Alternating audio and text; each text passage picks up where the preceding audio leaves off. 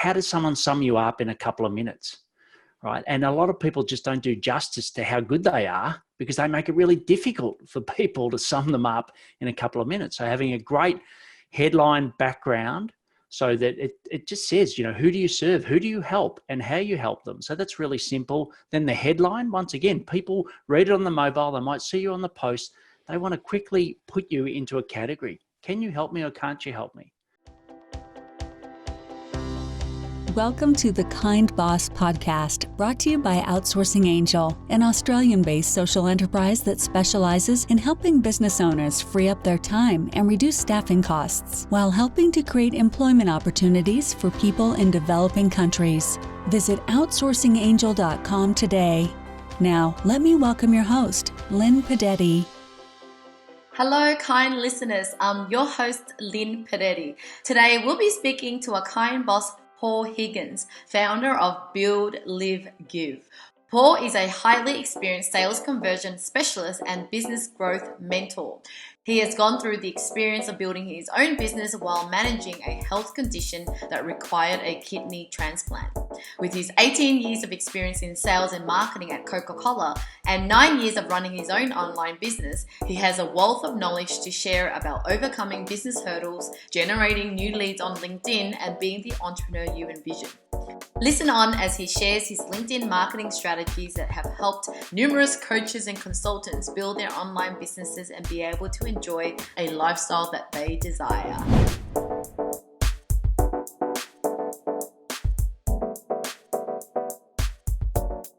Hi everybody, and welcome to another episode of the Kind Boss podcast. And today I have my good friend and mentor, Paul Higgins. Welcome. Great to be here, Lynn. Yeah, thank you, Paul. We've been working together for a while now, and I really respect you in the field of LinkedIn marketing, but you're a really kind person, and that's why I wanted you to be here on this podcast, because that's where I like kind people to hang out in. But yeah, today I really wanted to share with people how you kind of helped me with my LinkedIn, because I think before I met you, I was like, oh, I'm fine, I'm doing LinkedIn, right? And it was only until I understood your, concept and how you do LinkedIn, I have really seen the growth of my LinkedIn. I now have, I can't remember what the thousands, I think maybe 3 or 4 times the followers that I have now. And so it's not because I'm working with you and partnering with that I want to share you, but it's literally like I've actually got so much result from it. And so I want people to kind of learn from you. I'm glad you've got results, and it's been a joy watching your videos and working with you as well. So yeah, thank you. And so like a year ago or more that I needed to put more effort. So I was willing to do the content. I was willing to, be the authority and create content, but I was seeing crickets. Like I was not seeing anyone viewing my videos and it's very kind of defeating. You kind of go, oh my God, I put all this effort in the content and no one's really seeing my video or my content. And then you came in. So can you share with me kind of the typical challenge that people have when they try to, okay, that's it, I'm on LinkedIn now. And what are those challenges? yeah, look, I think there's 3 key components at a top line for LinkedIn. There's your profile, it's the posts, the content that you put out, and then it's the possibilities of building relationships and clients. So if I just quickly go through each of those. So the profile piece, most people still talk to themselves, right? So it's about them, it's not about their audience. So I know you did a great little video today on some tips on your headline and your background. But, when people come to you, we're all busy, right? And we're certainly busy in these unprecedented times. So it's, how does someone sum you up in a couple of minutes, right? And a lot of people just don't do justice to how good they are because they make it really difficult for people to sum them up in a couple of minutes. So having a great headline background so that it just says, who do you serve, who do you help, and how you help them. So that's really simple. Then the headline, once again, people read it on the mobile, they might see you on the post, they want to quickly put you into a category. Can you help me or can't you help me? Right. So that makes it very easy. And then the about section should be written as you're talking to a client. A potential client should be able to read and go, hey, this person is inside my head. They completely understand me. You should make it easy for them. And then in the featured section, you should have some, key highlights. So case studies, share your success, Put a video there on how you work. Put a video there on your story so people can get to connect with you. Because for me, I work with coaches and consultants. People are buying you. Okay, so how can you share more of you? And then there's a couple of other tips.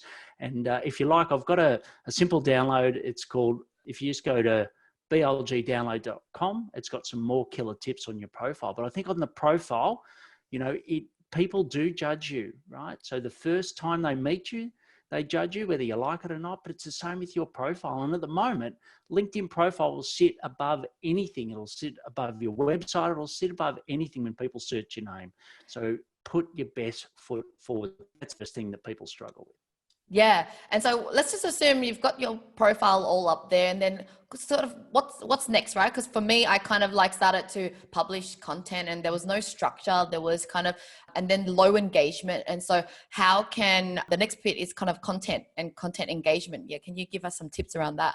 Yeah, great. And, to me, I just break it up into 3 simple things. So the first thing is you want to get views. Right? You want to be seen, you want to help more people, but how do they find you? So the best way is to be seen. And like you said, you sort of came in, you were doing it by yourself and you really weren't getting seen. Your content was good, but you just weren't leveraging the way that LinkedIn shares great content. And the way that LinkedIn shares great content is pretty simple. I call it the 50, 20, 60. So you've got to get 50 likes, 20 comments in the first hour.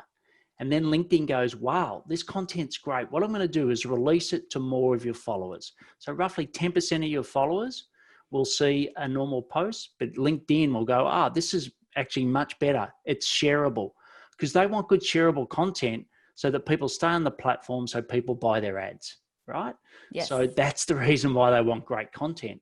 So if you get that 50, 20, 60. And to be honest, the only way to really do that is to get help from other people. I think if you're doing it solo, it's very difficult to do it. So that's the way that you get more views to your posts. Yeah. I want to go back later on about that kind of quality group of people that I'm hanging out with in the LinkedIn community right now, which has not only helped me with my views, but it's kind of the build the network. So I'll talk about that later. But what happens after? Because I think then the next step is kind of people go, okay, well, I publish my content and they think that's it, done for the day and go back to doing what you're doing. But they're missing on the biggest part, which took me a while to realize too, that it's kind of the communication with the people that's liked your post, or it's the after work of your content. Can you share more about that? Yeah, look, and before I do that, I'll just go to, so you've got your views, and then what you want is your ideal clients to engage on your posts, okay? Because a view is just someone flicking through their feed. What you want to do is get someone to open it. So there's a couple of key things that you need to do. Firstly, you got to have an intriguing headline. Think of yourself as a journalist. Think of yourself, when you look at LinkedIn, if it's not intriguing, you're not going to open it. Right? So you've got to have an intriguing comment. So that's absolutely critical. Then most people read it on mobile. Okay. So 60% is on mobile. So you got to make it friendly and easy to read on mobile. If someone sees a whole group of text all lumped together, you're going to skip it. Right. So you got to make sure that it's stepped out and it's easy. And I know you're brilliant at this. You do great use of emojis, etc. I think that is really critical. Then the next thing is always ask a question. LinkedIn rewards comments because they say that this is great content. So what you got to do is ask a question to get the comment, and make sure it's just a simple question and it's an open question. Okay. And once again, look at Lynn's post. She does this incredibly well, and you'll see that the question is getting people to engage on the post. So there are a couple of key tips. There's different themes. So there's about 9 themes of posts you can do. There's different formats. So there's a whole lot of other stuff, but if you just get the intriguing statement right, you space it and make it really easy for people to read, and you also have a question at the bottom, you're 80% there. Yeah. And, you raise a good point. The whole thing is that you're trying to create, if you already put the effort in the content, you might as well make it easy for people to read it. And then you put effort in it so that people actually go give great content, or you actually helped me. Because I think, I was guilty for many years of doing social media for the sake of doing social media, kind of like so that I'm there. But I forget that this is my platform. This is my voice. It just happens to be free that I took advantage of. And I'm like, okay, well, I don't have to care. But it's such a waste of a platform, right? And we've got some, other things you can do to get your ideal clients, because views are great, but if it's not viewed by who you love to work with, well, then that's not as effective. So we also have some things, so some little things like you might mention some people and some comments that are currently in your sales pipeline. You might also mention the last 10 people that have come into your network and welcoming them. So there's a whole lot of things that I know, Lynn, you and I go through to help it get seen by your clients. But that's sort of the second bit. And then the next bit, which as you mentioned, is, well, what do you do when your ideal clients actually like and comment and engage on your posts? Okay, so the key thing there is building relationships. And I think in the current times, it's even more important. But look, just every day, I'm certainly more of a relationship guy. So I always want to know someone. I want to know where they're at, where they want to be, or where they are headed, and how can I help them? And if I can't help them, I'll direct them to someone else. But I think going through that is the way that you communicate. And we've all got those messages where someone's connected with us, and next minute they've sent, bang, would you like to buy this service? I'm a digital agency. I do web development, blah, blah, blah. We all get them, right? That's obviously not the way to do it, but there's a great way of doing it. So I use video. So I always welcome a client with a little video. So it's something different. And I just say, welcome to my community. What's your key focus at the moment? In a nutshell. So you're actually asking them. So you're finding out from them first before you bombard them. And then we've got a whole lot of other things. And I call it the hot potato. And the hot potato is where you're always asking just the next question to get the next answer, right? And some people go from, okay, you've walked into my showroom to buy a car, and now I want you to sign the paper, right? And we all know that doesn't work. So what you want to do is get them in the showroom. You want to get and ask them all about what they're looking for in a car. Then you want to get them to go on a test drive. Then you want the family involved, because it's not just them as a decision maker. So it's all these steps. So it's no different. And to me, at the moment, LinkedIn is just the new virtual coffee, right? We've done it forever in person. All you're doing now is doing it online, but you need to have, some critical things right just to maximize that. And you don't want to be seen as one of those people that are just spamming. Yeah, exactly. And because we forget that just because it's all online, these are people behind each profile. And when we're chatting to them, we have to be mindful of how we're chatting. And it's really good to kind of have all your checklists and templates and scripts that you provide for all your clients. Because when I joined, like the content structure, how you set the headline, you gave me all that. I remember now, although I was doing content, I didn't do it the right way. And you kind of gave me all those checklists. So that was really, really helpful. And sorry, I'd just love to shout out to 𝗪𝗓𝗪. So he lives in the US. I must admit, he was very cynical of LinkedIn, and because he'd had so many of those messages. So he sent me back a message saying basically not interested with my first message. And I said, that's fine. So I went and did some research on his profile. I looked at his posts and I could see some things that he could definitely do. So I just did a little video back to him saying, hey, Jim, completely understand your view, but these are some things you could do just to help you. Okay. And then he came back and said, oh my God, thank goodness that someone's finally looked at my understood me, and actually has given me some value. So now Jim's a client, which, it's not that difficult to do, but it is something you have to practice and get good at. Yes. And I love that, in the community that I'm involved in with you, is that we're always experimenting things. We're sharing what we learn, and it's not one of those things where you plug it in and you forget forever, because, you are dealing with people and everything changes all the time. So there's always changes, and you're always the first to experiment with things as well. And then you're sharing with us, and even other things that people don't know is even hashtags and things. I don't think I was even using hashtags before. And now we're using hashtags, and we're trending on these keywords, and we're always experimenting the different ways to use hashtags and captions and video. And I love that you're also always into tracking everything. Every experiment we do, it's not about, hey, try that and then that's it. You're always asking us, how's it going, and prove it with data. Yeah. Can you elaborate more at why is it that you're very data driven?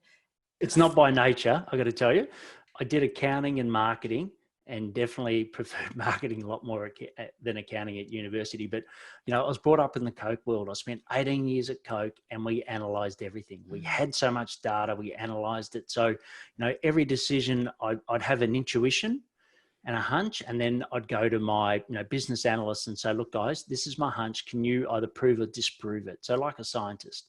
So, I do the exact same thing in my own business now. So we use 𝗕𝗓𝗓.ai, and, it tells you exactly what the trends are in your posts, what's working, and most importantly, so you can improve it for the people that do look at the content.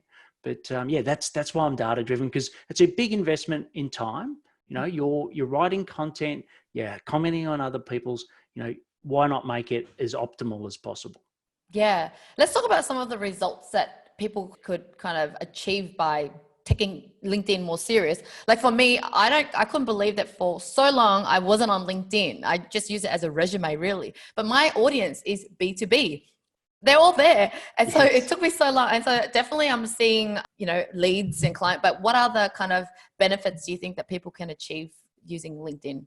Yeah. So if you sort of follow the tree down, you said before, it's followers. Okay. So getting more followers and getting more connections is one of the key things. So, I always say to people, about 1,000 connections is a great place to start to really leverage your post, because you're at least getting about 10% of that. So 100 people that are actually getting your post fed by LinkedIn. So the more followers, obviously the better, and the more quality followers. So it actually builds that. But the great thing is that it doesn't just stay on LinkedIn. The old adage that you're building on someone else's land, yes, you are with LinkedIn. I don't think LinkedIn's going anywhere. It's owned by Microsoft. It's become the place to be. It's a bit old school as far as the technology, and they will improve it, but it is the place, right? But what you've got the opportunity to do is take those followers and connections back onto your land, which is your list. So it's a brilliant way of doing that. Now, my website, I won't even tell you the numbers that I used to get, but my website, hardly anyone came to it. So I was putting out a podcast twice a week. I was doing everything. I think I've got good content, but I just wasn't being seen. Last year, I came out of hospital in May, and from May to December, I had just under 1 million views on LinkedIn. It didn't cost me, no marketing agencies, no ad spend, just putting out good content, leveraging the community and the algorithm. I got 1 million views. So that's a brilliant way. So, people are getting results by adding the right followers and connections that then they can bring them onto their land. So that's probably the big one. The other one then is, like you said, is getting likes and comments by your ideal clients, so you can then build a relationship with them. And, most people come into the group and they might be getting, 200 views a post. They might be getting 3 or 4 likes and a comment, right? And you think, hang on, I've taken all this time to think of a great concept. I know my clients I deal with, that's where I get the ideas from. They're resonating with this, but I get crickets, absolute crickets. And if you're trying to be a coach, a consultant, and become a thought leader, right, it's very deflating when no one sees it. So, we normally within, a week, we see people go from sort of that 200 to, sometimes 10 times that. So it'd be around 1,500 to 2,000 views. So the views have declined a little. I think, COVID's a bit of an impact of that. The industry's saying about 30% as a rough rule of thumb. We don't know exactly why, but still, would you rather 200 or 1,500? It's a considerable difference. And then it's the comments and the likes. So we'd love to get 3% comments. 3% likes and 1% comment. So once again, if you've got 3 likes and all of a sudden you're getting 50 or 60, and if you're getting, no comments and all of a sudden you're getting 20, there's just more opportunities for you to help people. So I think there's some of the top line results that we're seeing. And, that's pretty immediate as you experience it. It happens very quickly. Yeah, because I really realized that LinkedIn is in real person, you can never catch up with that many people, right? It's just impossible to kind of make that many friends. But on LinkedIn, you can have more and more followers or kind of connections. And then it's the chance for you to show them who you are and get them to go, oh, I actually like her, or she's giving me a lot of value. So there's kind of a chance for deeper conversation or deeper understanding of that person. And then when they become a lead or a client, it's already kind of a deeper relationship. They kind of felt like they've been warmed up and know you, what I mean? Even though it's kind of online. So I think it's such a great leverage. Yeah. And look, in Coke, we used to always say 50% of your marketing works, 50% doesn't. You just don't know which 50, right? And with LinkedIn, it's a bit the same. So, I'll do a great post. I'll get people will come and say, look, I've been listening to you on your podcast, which I never knew. I really like your content. Can we have a conversation? Right. So it's great because I've already given them value. They like, know, and trust me. So then when I get in a sales conversation, it's so much easier to get to them, right? Rather than worrying about me. The other 50% is where, and I call them the engagers, right? The other 50% are more the stalkers, right? They look at your content, etc., but they don't comment, they don't like. But I'll have a classic case the other day is one of my first mentors.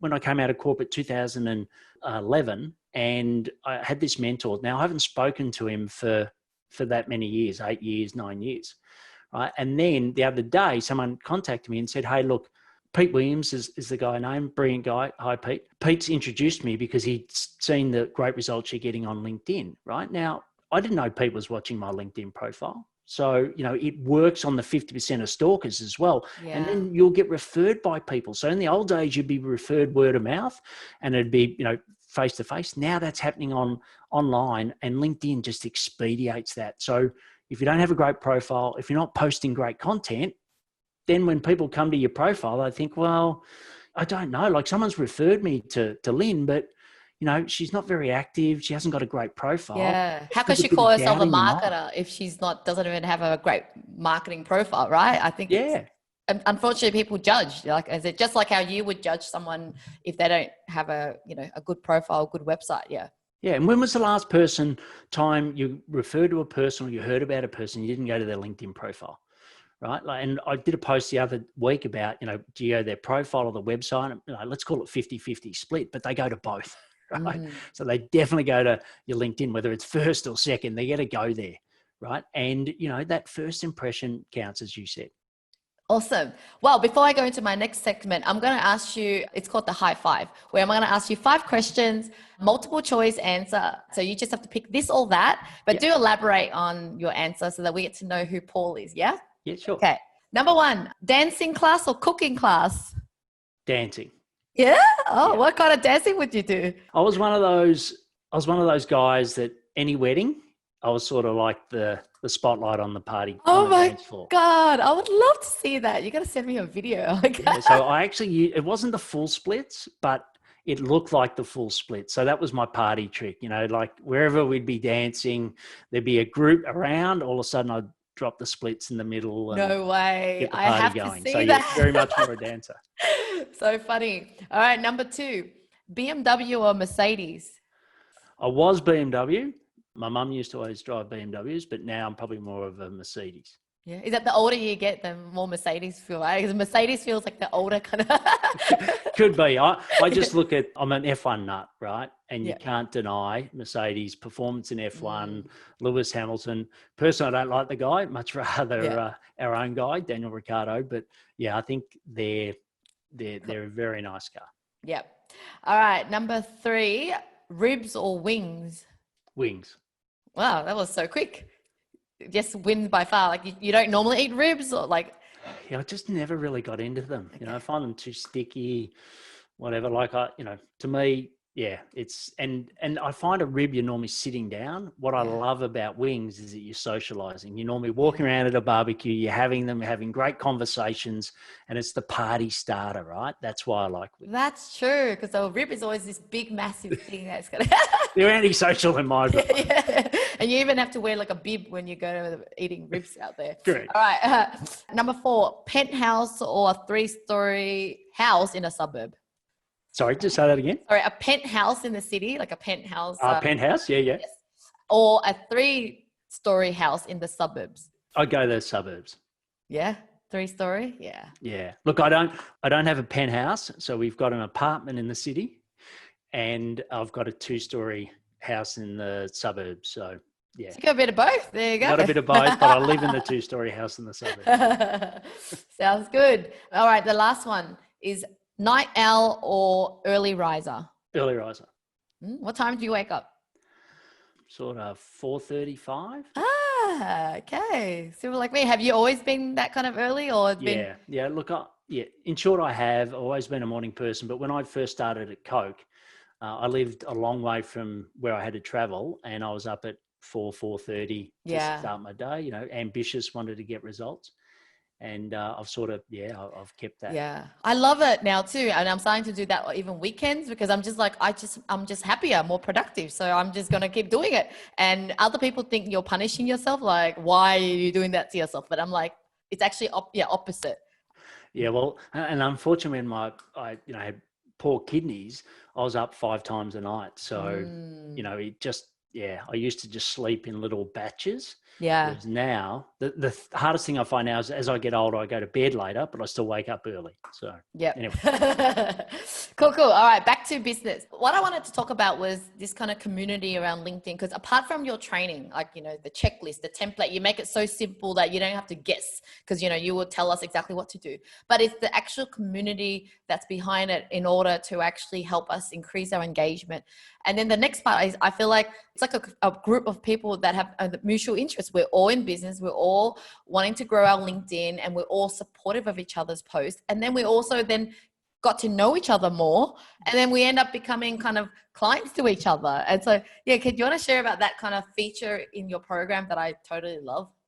Yeah, look, I read a daily reflection every day. I learned it from when I was a facilitator at 𝗏, and I read his book, 7 Habits, when I think I was about 19 at the time, and it's really influenced my life. And every day, who are you? And my answer to that question is a community builder, right? I love building communities. A lot of my mates at the moment are finding it difficult. Some are in work, some are out, but I set up a WhatsApp group, so now people that didn't even know what WhatsApp are now are just constantly having banter and fun. That's what I love to do. I love to be the life of the party. I love to see everyone having fun.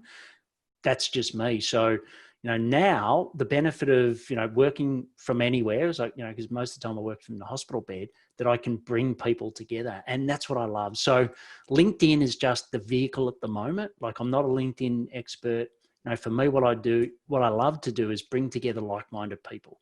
I saw today, like, it was great seeing you do a post where you mentioned Juliana. So, the reason that you met Juliana, she lives in New York and, sometimes goes to Columbia, is because this group. So it's that community. We're all helping each other. And at the moment we're doubling down on LinkedIn because that's what's working really well. But, something else will come along.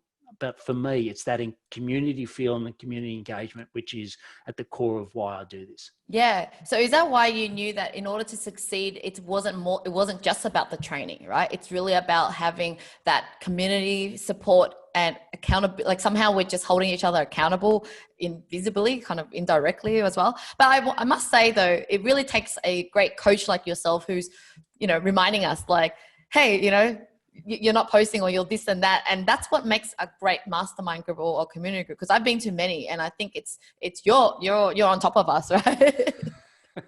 Yeah, and I've got to shout out to Connie, Melanie, JC. Like, there's others in my team that support as well. But yeah, look, I think so. The first time I ran a membership or a community, a membership-based community, there just wasn't the stickiness. There wasn't the reason for being in there all the time, right? And I'm in some at the moment where I might go in there once a month, once a once every 2 months. But what I love about this is there is daily activity. So we're all in there daily, right? And that builds the bond, right? It's created the stickiness where we have friends, because you see, and I know about, well, certainly I know for your post, Lynn, I learned so much, right? Like today, should you have what you do in your surname on LinkedIn, it's a great little idea. So I learned that. So I go and take it away, and, reading everyone else's posts is the same.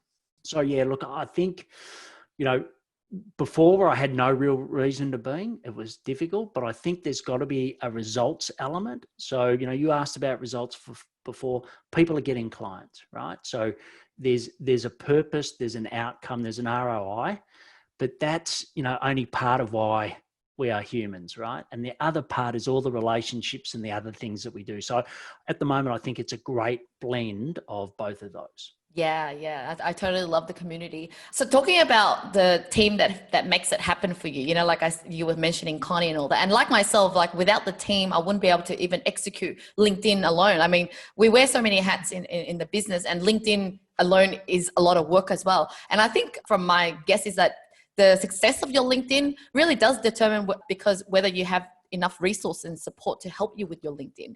Yeah. What's your thoughts on the whole team? I'm going to make an announcement here today that I've never said anywhere in the world, but my new criteria is you can't come in and join our group unless you have a virtual assistant.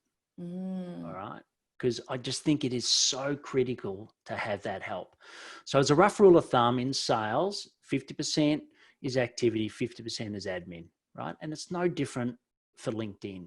So there's so many things that you're doing that you shouldn't on LinkedIn. And people come to me and say they don't have time. I go, well, look, here's some of the things that my team do to answer your question.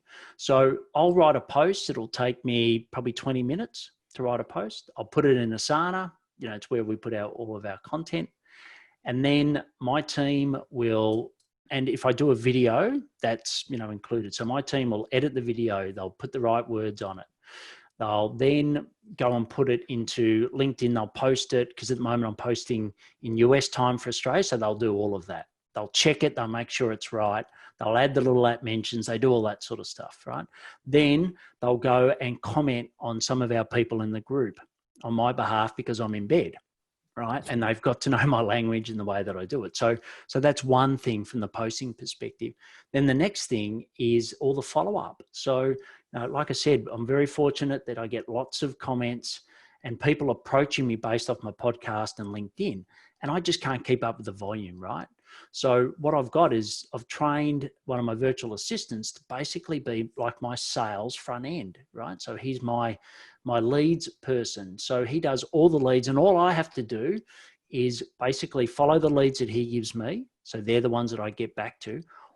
Or he says, look, this person, I don't know how to answer this question. He'll task me in Asana. But all the rest, we've got, you know, my words, but he executes my words. So he'll send value, he'll send videos. So it's all helping people, but it's not done by me. And then I've also got Connie, who does a lot of the work in the community. So she helps onboard people and helps people if they don't know how to use certain parts of the community. So, you know, there's a great team that supports me. So I can create content and do sales in the simplest way. They're the two things I love to do. And therefore, you know, especially for your team, Lynn, you know, lots of our clients have used your virtual assistants. They're fantastic. To me, you just got to have a VA. And the great thing with LinkedIn is because it's revenue generating, it's a great place to start with a VA because it's actually going to be revenue generating because that admin should all be related to revenue. Yeah, I agree, because I think there's just so much more missed opportunities when it's only you and there's only so much time you can spend on LinkedIn, and then you just don't really get to reap the benefit of LinkedIn because you just can't get far with it. And so even like I always tell people, I'm not trying to sell you a VA. I just feel like, but you can't make it work without a team because you just can't do it. Yeah. No. And as Michael Hyatt said on a podcast the other day, I think it might've been 𝗎𝗓𝗡's podcast, said, you know, you don't have a business if you don't have a team. Mm-hmm.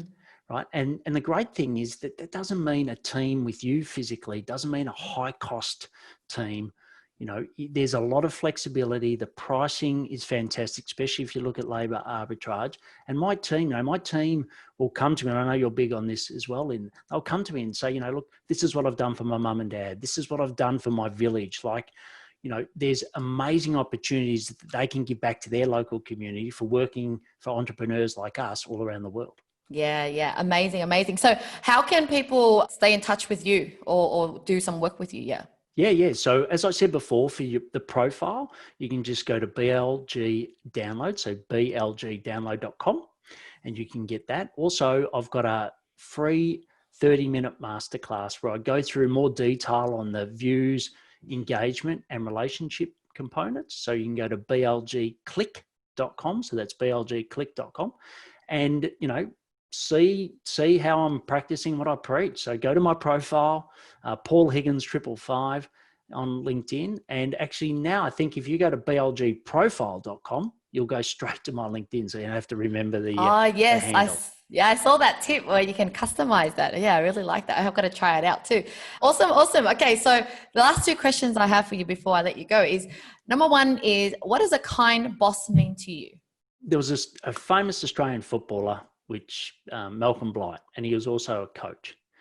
And look, he might not have been the kindest person, but what he carried was a card. And the card in the wallet said, always remember that you were once a player. And my version of that is always treat people how you wanted to be treated when you were in their shoes. And I think to me, that's what makes a kind boss. Beautiful. Short but precise and just, I love it. All right, last question for you is, what do you want the world to remember Paul for? I want Paul to be remembered for not what Paul did, but what the people that he's created in his community have done. So, for me, it's the more coaches and consultants that help people around the world, for my version is build a great business, live a good life, and give back. The more people we do that, then the better I will feel. So it's not about Paul, but it's about the community actually going out and helping others. Wow. It's really about helping others succeed, really. You're such an unselfish man. I love it. I don't know if my wife agrees with that, but we'll go with it. And again, honesty, there you go. You're very honest as well, very authentic. So yeah, I really do recommend people checking you out. And I am your existing client and I love it. And I just tell everyone about it because I just think you've got so much value in your program and it just brings so much return on investment for any business owners out there. So thank you for coming on to the show. Brilliant being on, Lynn. Thank you for joining our podcast today. We hope this interview has inspired and humbled you to be a kind boss. Please don't forget to subscribe to our channel and let us know what you think about our show. If you have any questions, please visit outsourcingangel.com. Until then, stay kind and spread love.